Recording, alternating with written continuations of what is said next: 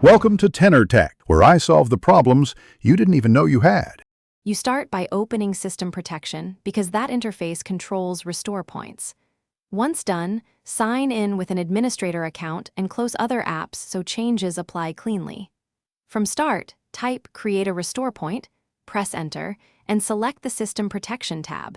You'll see available drives and protection status. Now click the drive you want to change and press Configure to move directly into the control that lets you disable and remove existing restore points. You disable System Protection to stop Windows from saving future restore points.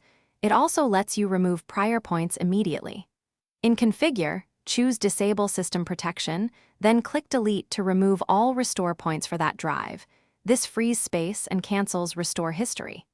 Make sure to press Apply, then OK, because changes aren't committed until you confirm.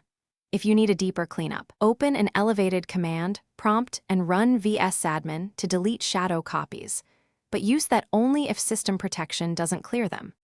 You finish by rebooting to ensure the system applies the removal and to verify no restore points remain in System Protection. If entries persist, open an elevated command prompt and run vsadmin delete shadows /all/quiet to remove volume shadow copies. This targets backup System Protection missed. Make sure to check services for volume shadow copy stopped. If access is denied, boot into safe mode or the Windows recovery environment and repeat the delete command.